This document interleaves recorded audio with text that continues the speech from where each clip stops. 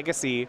Jody Keith playing lands. Actually, and you saw Aaron Barich, the pickup for the team. Infect player here. That is generally, that can be a tougher one on Infect.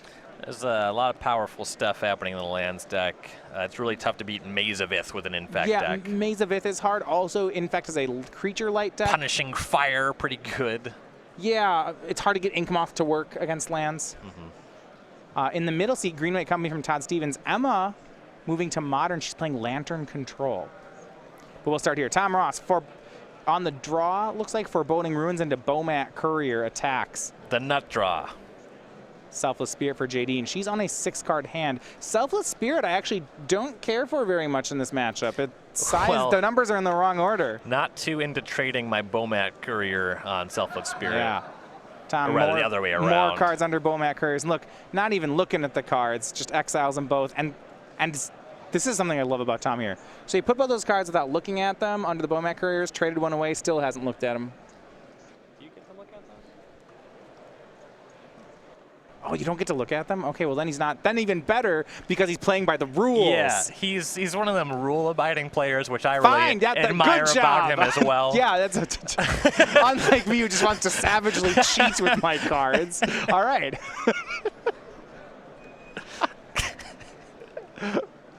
How good on him. Bygone Bishop attempting to stabilize for Jadine, but for Tom, on-crop Crasher, Exert, no blocks, and swings in for 4 more. You almost never see Crasher attack without exerting, but this is a pretty good addition to this deck for sure. In face of the Bishop, you get to bash through, though it will only be every other turn because of the Exert. So Tom right now, yeah, he's turning his tapped creatures upside down to show Exert. We'll try to put an actual Exert on it. Now, unexerted is the on-crop Crasher. Yeah, that one now gone. It was exerted. Showed up just in time to be irrelevant.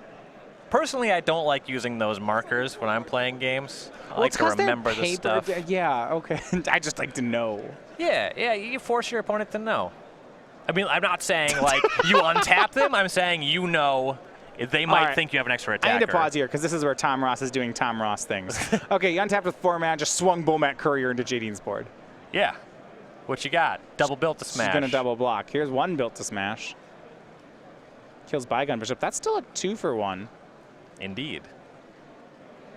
Double block smart on Jadine's part there. So with how this was played, these Bomat Couriers were actually just Raging Goblins. Yes.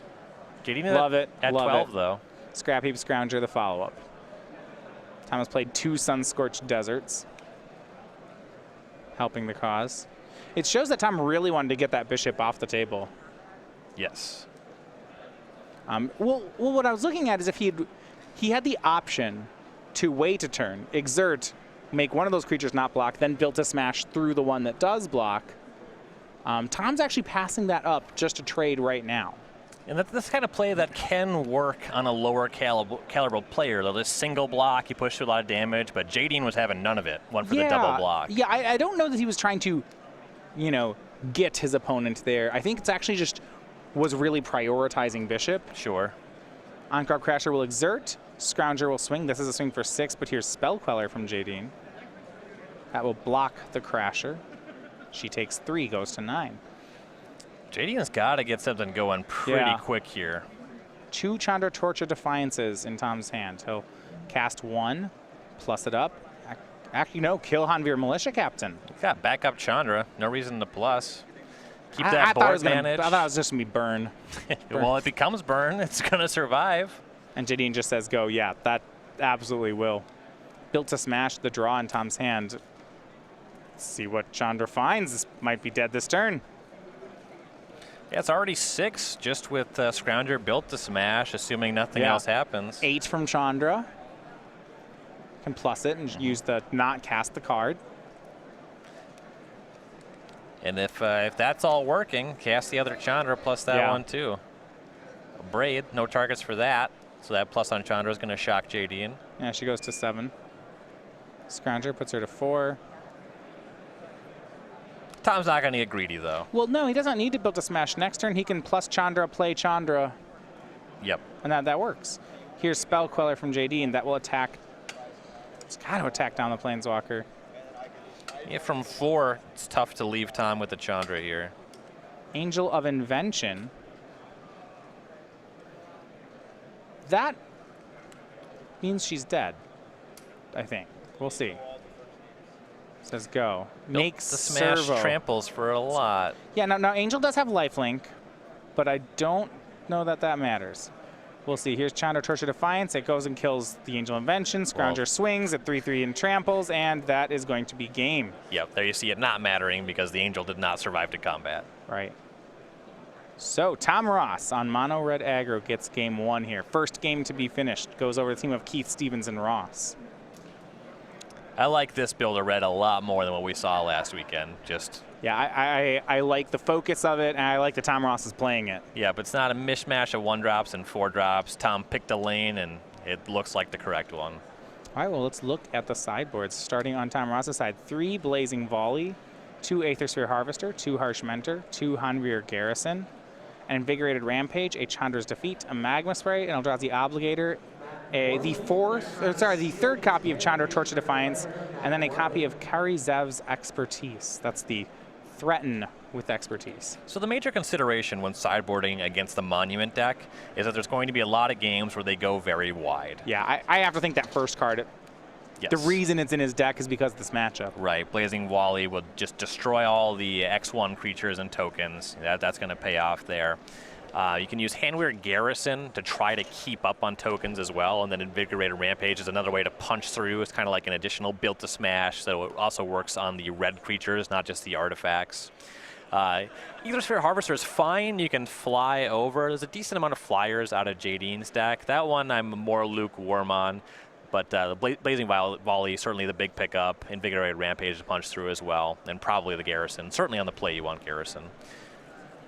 On the draw, though, it's less good, but probably still relevant. On Jadine's side, she has 3 Gideons, 3 Negates, 2 copies of Dusk Dawn. She's actually not playing any Dusk Dawn in the main deck this weekend. So these are the only 2 in her 75. 2 Fragmentize, 2 Avacens, 2 Fairgrounds Warden, and an Invasive Surgery. Against a deck that's low to the ground, I'm not sure how many of these help. No, very, very little in the way of help here, actually. In fact, Fairgrounds Warden is a removal spell, but it costs 3 mana. Far from ideal. It's better than some of the cards in the main deck. You can go for Gideon and Avacyn as blockers as well, but you have to maintain a lower mana curve here. Right, and I think for that reason, I wouldn't be surprised if I saw her board in actually negate in this matchup. She has some Metallic Rebukes in the main. There's plenty of stuff to negate in Tom's deck, and the card costs 2. Sure. Though it's not great. I wouldn't want a bunch of them. It's kind of maybe one in the scenario, I believe. You have to have the creature to make the combat matter in the first place. All right, well, players see Tom Ross still looking over his sideboard here.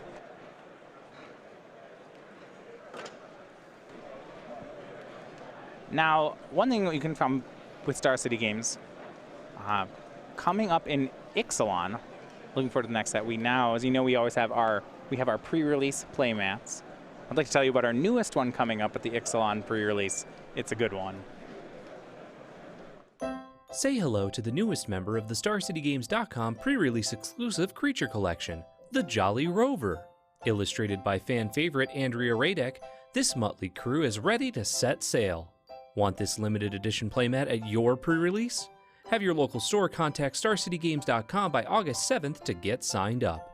Visit go.starcitygames.com/pre-release to learn how to make your pre-release brave the unknown with the Jolly Rover. I would be happy to join the crew of a dog pirate. I always think of a dog that he'd be like the first mate on a boat. Yeah, they Just are known like for their loyalty. Yeah. The cat would want to be a captain. No, the cat would want to sleep in the below decks. Or that. You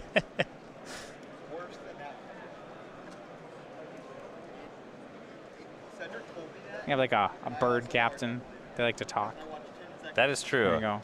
Be a bit of a role reversal from a standard pirate scenario where the captain has a parrot. Yeah, the parrot just would be the captain. Yeah. I like that. It's got a lot of first-hand experience, It's seen a lot of captaining happen. So Tom wins game 1. In the modern match, Emma Handy on Lantern. picks up a game for her team. Keeps things even here. So Tom Ross mentioned he had that invitational win with Boss Sly, one of his 2 wins that year. Back-to-back though, with Infect. For Tom Ross, now living in Roanoke, but as mentioned, one of the Bayou boys here, originally from Louisiana. 16 open top 8s with 5 wins. We had 4 invitational top 8s with 2 wins in a row. Shows a lot of range in modern formats, but really his bread and butter are these attack decks. Yes.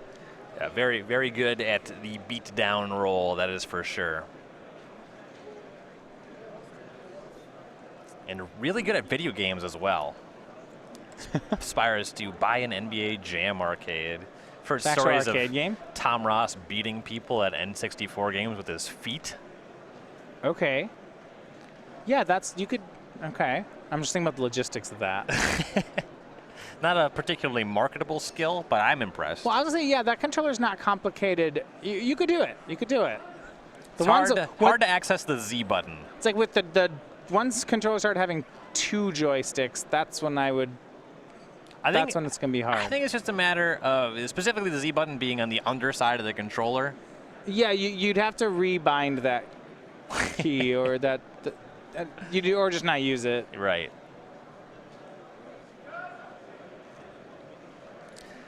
I honestly don't know how you would go about learning something like that. I guess you just put your feet on the controller, just start pressing buttons. Trying. Got to be pretty bored, I think. And you get really good at a game. That's one of the things. You start finding ways to handicap yourself. Right. Game 1 in Legacy goes to Jody Keith. Lands up a game now on Infect. There's a lot to like from the Lands deck against Infect. Yeah, that seems like a good matchup. It puts pressure on Jadine in this matchup in Standard. Yes. She's on a 6-card hand again. Consults with teammates here on it. Emma's matchup against Green-White should be reasonable. There are some really powerful sideboard cards that Todd can have, though.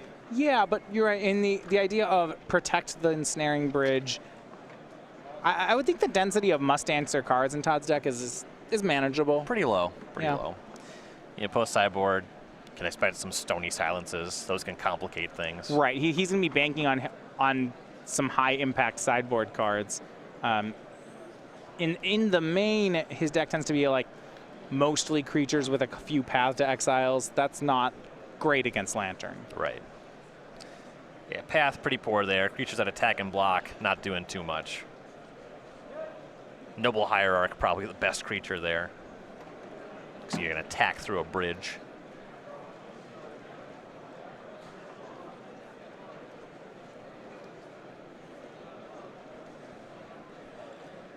And real unfortunate news for JD in this match. As you said, it is likely to matter. Going through a lot of mulligans. Yeah, she's on 5. You can look at Aaron's deck to win the match in Legacy. Post sideboard, usually decks improve against lands. The land sideboard not particularly robust, as they're pretty limited in what they can actually play. Right. Jadine's kept on 5. It's going to start our game. No one drop this game for Tom. As Jadine, some tapped duels. Damage will start with a turn 2 Earthshaker Kenra from Tom Ross. This card's really been impressive out of Hour of Devastation. In the face of blockers, you can punch through some damage, and the Eternalize ability tends to come up. Kind of a mana sink for when you get flooded in these decks. Militia Captain for Jadine. Tom is actually missing his 3rd land. Now, it's the colorless one. Yeah, he has a just desert. on a mountain. Kenra trades with Militia Captain, and look at how Tom plays this. He had 2 Magma Sprays in hands and quickly offers a trade. One of the things I really like about watching him play these red decks are his pacing here. Like, he wanted that trade, but he had to decide that very quickly to not let on that he had Magma Sprays. Right. Makes the play as if it's the only one available to him. Yeah, and to do that, you really have to make these snap decisions. Yeah, and using the Magma Sprays to make sure you're able to get a couple attacks in with this Garrison here, that matters a lot more than the Kenra. Yeah, here's another Earthshaker Kenra. No blocks for the Thraben Inspector. Swing with 2 creatures. Move, get some humans into play. Big hit, it's for 6. Sometimes you see some Hanvir battlements in these decks. Tom doesn't have that one, so you won't be seeing any transformation here. But the Garrison does plenty of work on its own. Yeah, and you see it leaves up 2 mountains with 2 magma sprays in hand. Yeah, Tom firmly in the driver's seat here. Yeah, that swing was for 6. The next one could be for 8.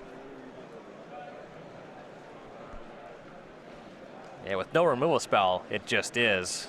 Tom could add some haste power to that as well. Yeah, JD will be looking for something like Stasis Snare. She'll play Thalia, and that should get one of the magma sprays. Yep, that's a pretty good target for that. He has Blazing Volley in hand as well. This is not the Blazing Volley game, but no. Jadine's Mulligan's doing her no favors here. Magma sprays away the Thalia is fine. Thinks about the second magma spray, but now untaps. Another Ramonat Ruins in play. Access to a good amount of reach. Yeah, this should be. This should look good. Yep, there goes the magma spray. Tech coming through for 8.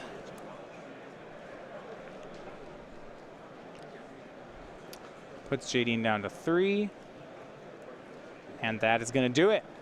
Tom Ross, 2-0. Mono red looking great against white blue. Both those games, Jadine not keeping a 7 in either of them, but one of the draws to playing mono red is how good you are against any sort of mulligan. Right. Yeah, the strength of the Monument deck really comes from those games where you can get the turn 3 Catcher's Monument, kind of pull ahead and stay ahead. You know, that draw did not present itself for Jade in that match, and the mono red aggro deck does a great job of putting the Monument deck on the back foot anyway. So we're going to move over to the Legacy match, where now Aaron Barich is going to have to work his way out of a 1-0 deficit. Him keeping a 7, looks like Jody going to 6, so we actually are going to get the whole game here. The lands deck does mulligan a decent amount. Yeah, I mean, it doesn't when you're not a deck that draws a card for turn very often. Mulligans don't matter as much because that's not what your deck's doing. Right. Once you start dredging with your life from the loam, that's the sweet spot. It's really similar to just full-on dredge decks in that regard. Yeah, if Jody's hand is, fetch land, Mox Diamond, life from the loam, whatever, that's better than most 7s. At least one more land. Okay, yeah, we need one more land in there. Jody keeping on 6. So for Aaron, he will start on Basic Forest and Noble Hierarch. The Judge Foil Old Frame Noble Hierarch. This is a nice Magic card. All right, well, I was talking about here's Mox Diamond. You see at least one Wasteland in Jody's hand. Aaron fortunate enough to have started on a Basic Forest. This is only one on the list. You can expect the lands player to wait for an Inkmoth Nexus to play Wasteland in a matchup like this. Exploration. Cause for concern from Aaron, but it resolves. Ghost Quarter on Aaron's Basic. Yeah, he doesn't play another one. Says go. Noble Hierarch will make Brainstorm. He picked up a Wasteland. Does he have another land, though? And this is an aggressive use of Brainstorm, though Barich really does have to, make some land drops and to get this game. He wants to close the game quickly because of the way that the lands deck can set up really aggressive locks with punishing fire life from the loam, but at the same time it looks like he has Brainstorm locked himself here. Jody is really only 1 life from the loam from making this look easy. Now his hand is all lands right now.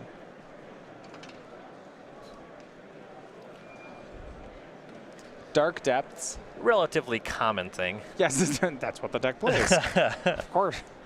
Now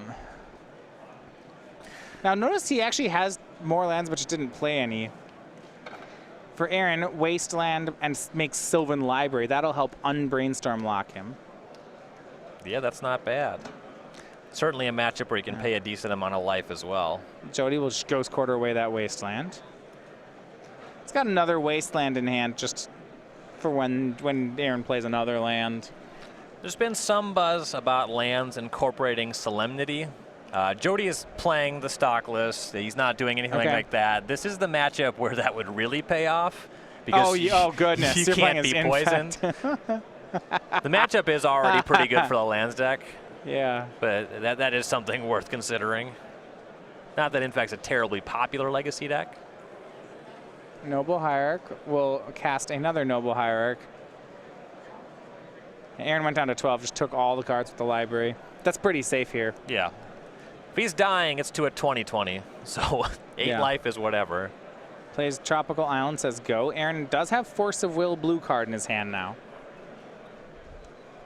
And Jody will just, he goes to Ghost Quarter, and Aaron will crop rotate in response. So heads up play. Gets Wooded Foothills. He's really trying to protect his mana sources. Yeah, he wants to develop here. And you got to figure in most spots, if you just crop rotate for Ink Moth Nexus there, Jody's just going to destroy it.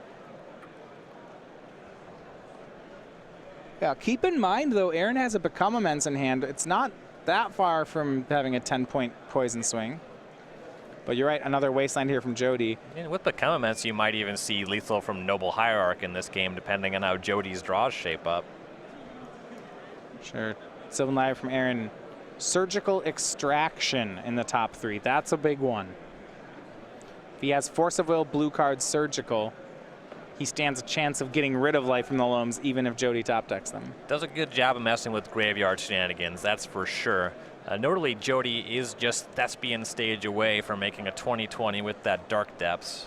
Yeah, I suppose Aaron did at one point have a Wasteland, but that's gone. So he doesn't have a way to stop the 20/20 if Jody finds the stage.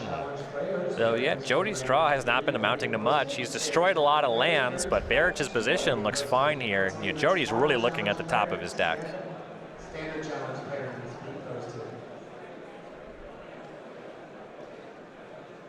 Aaron's going to keep another Force of Will.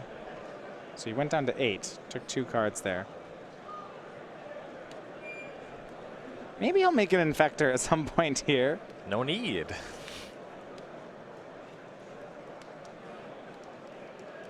No, that's in. Oh, is he just going for a kill here? It looks like it. If we have Become Immense Berserk, plus he's Invigorates. Invigorate, Invigorate, Become Immense.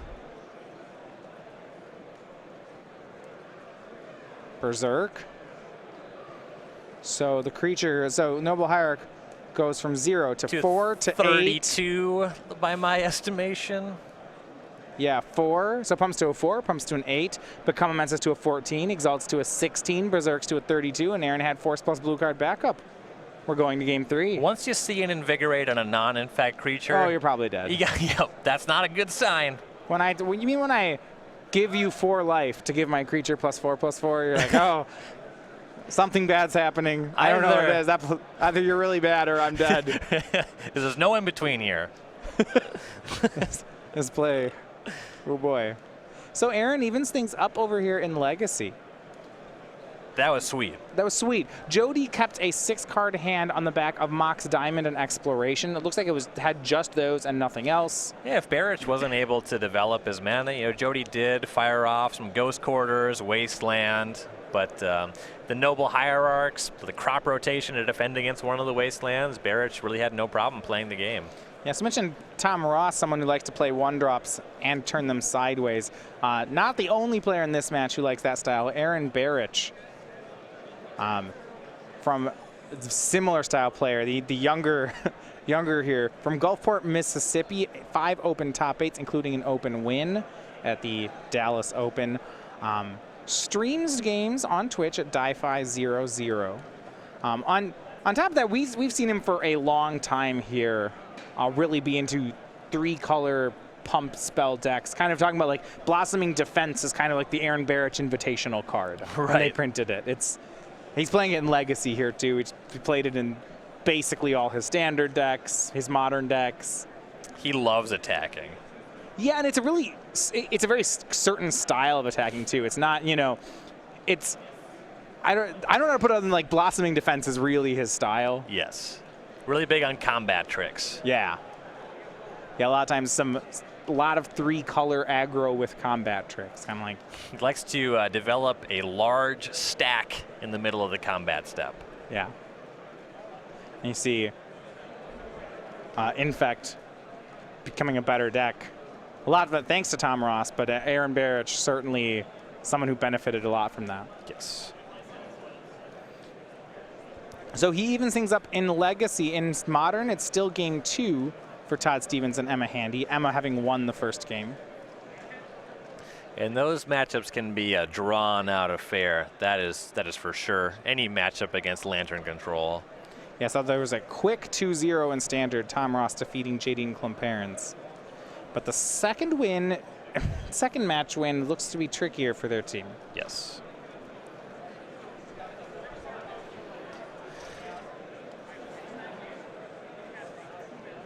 And Barich will be on the draw for game 3 here. Makes it a bit tougher to get things going with your Noble Hierarchs and your Infect threat against a deck that's heavy on Wasteland. Ghost Quarter against his 1 basic deck. Gives Jody a little bit more time to set up Punishing Fire as well. You know, Barich won't have the mana advantage to fight over that on the stack. So some obstacles to overcome here for sure for the team. Well, Jody will be back on the play game number 3. Aaron's going to hope to dodge some of those fast lands draws. There's some, the top percentage of lands draws are pretty tough to beat. On StarCityGames.com, we have a Star City Games weekly sale, something different on sale from the store every weekend. This week we've been selling 20% off select full art basic lands.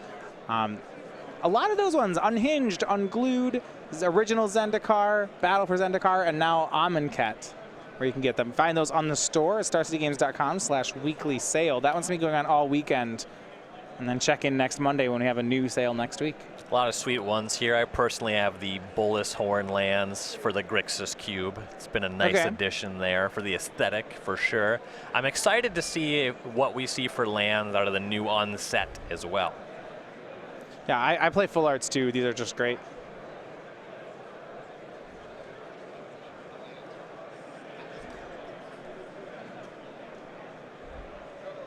Yeah. Well, so you can get these lands. You can also watch Jody Keith playing lands that aren't these lands. Because he's going to play better ones. He's got some forests.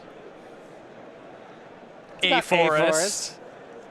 They both have 1 forest. I actually played lands at a tournament. The question is, what forest do you use in your lands deck? I used a real crappy one. I just find the first 6th edition. Yeah, it was just like Kaladesh. Ooh, that's a good touch. Yeah, you could certainly do like, worse. Wow, the rest of your lands are really expensive. It's like, yeah, it's a Kaladesh forest. Land box really pulled through for me this morning. Showed up with 74 cards. Played this. I'm like, I don't know, that's the one I had. It was supposed to be a spell. I blanked. Don't even pick like the art. You know, just don't take time selecting which art. It's whichever one you grabbed. I don't have a favorite. I believe that like there's 4 different lands in every set. Yep. Whichever Kaladesh one you get. This game will be Barich on the mulligan. You have to be concerned that Joe D kept 7. Yes. That's a bad sign for the lands deck. It's a deck that mulligans a decent amount. You know, obviously it's game 3. He knows the matchup. He knows what matters in the matchup. He's a seasoned lands pilot. That's scary stuff.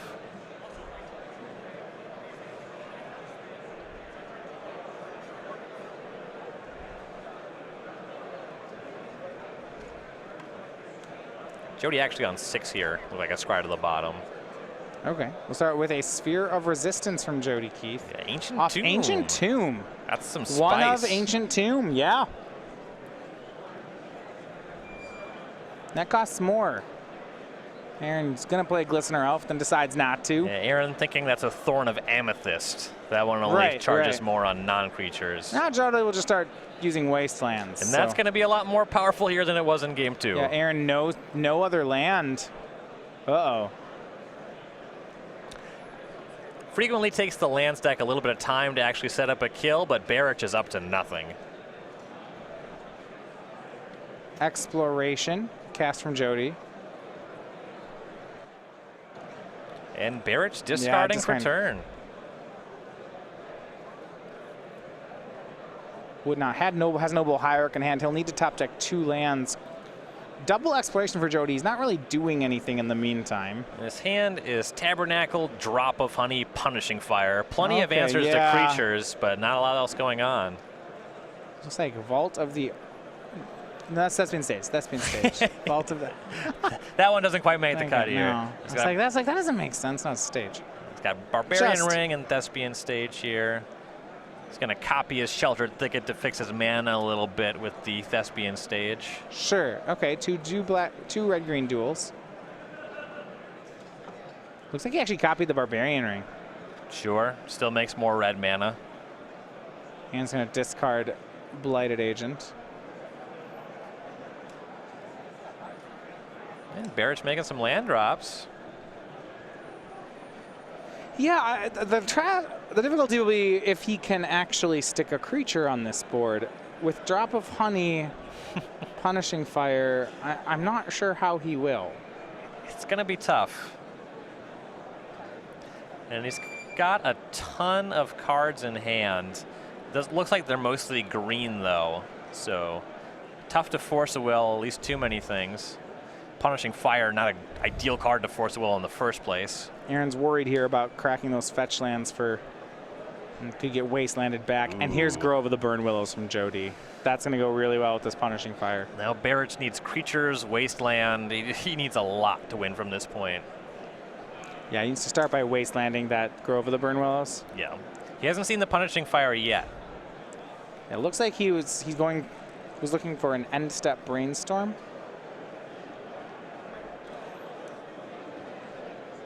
Considering it. When you have to pay 2 for Brainstorm, it's a little tough to convert. Yeah. Well, Aaron's going to have to convert here. On the Modern matchup, Todd Stevens takes the first sideboarded game, so he and Emma Handy will go to game 3. But all eyes are, I think, on the Legacy match at this point. There's actually a pretty interesting fetch decision there. Barich went with Tropical Island Basic Forest. Okay. The screen mana technically insulates him a little bit against Wasteland, but it makes it so Jody Keith's Ghost Quarters are just strip mines. It's just the one basic in the deck. And Aaron off the Brainstorm does not find any more lands. As long as he doesn't get his lands destroyed, that's fine. But he's going to need to be able to cast a lot of spells, and the Sphere of Resistance makes that difficult. Yeah, now he did pick up a Surgical Extraction, so that's a way he can fight the war, I suppose, over this Punishing Fire. Except there's a thing. I think Jody's really good at lands. There's a play on board here where Jody can fight back.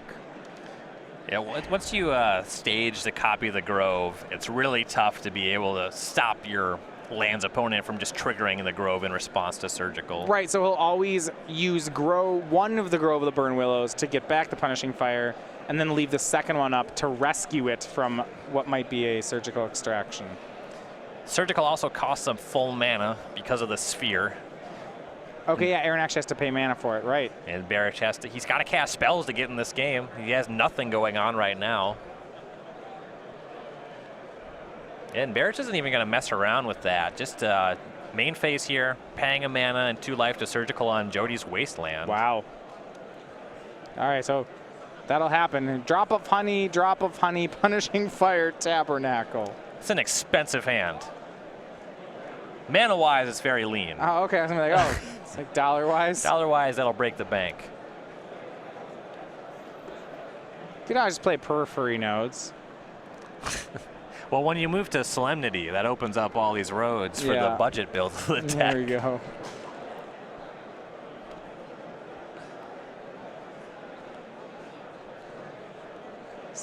And searches through, grabs the Wastelands.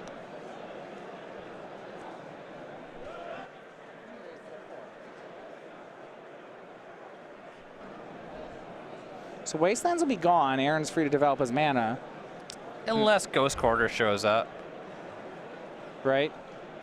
And Ghost Quarter is actually better than Wasteland in this matchup. Aaron only plays 1 basic land, and you see it right there on the table. And then Jody draws Ghost Quarter. That was a good pickup. Ugh. Yeah, That was exactly what Aaron didn't want to have happen. and Barich, he fetched around Wasteland, got Yeah. punished by Ghost Quarter. And he was hoping to find more lands with this Ponder. Yeah.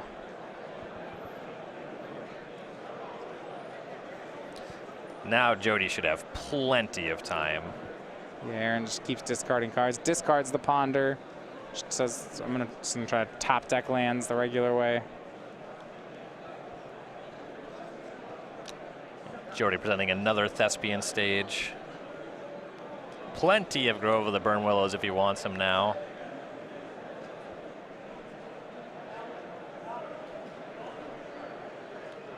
All stages are set to Grove of the Burn Willows now. And Jody will start cycling. Can even start using this Punishing Fire to chip at Aaron's life total. And Cycled Thicket, Tranquil Thicket found life from the loam. Okay. Now he'll dredge that. When it does Ghost Quarter right back. Yep.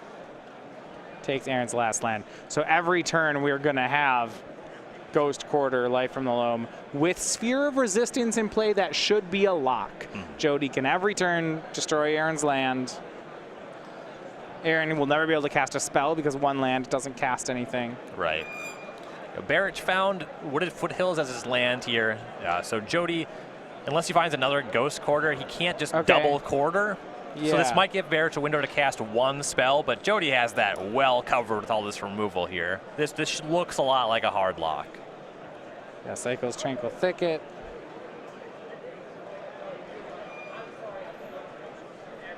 Aaron's going to play at least to that.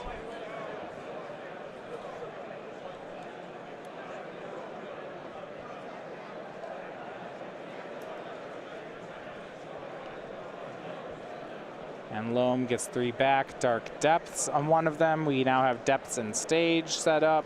That should close the game in a short order. Ghost Quarter back again. Yeah, and Aaron's going to pick it up. So that will be the game, match, and round. Jody Keith, Todd Stevens, and Tom Ross are your winners. And from the get-go, lands is going to make it really tough on Infect. A lot of things have to go right for the Infect player, and Jody with the turn 1 Sphere of Resistance makes it so hard for the Infect deck to even play. Yeah, now Jody did mulligan. I mean,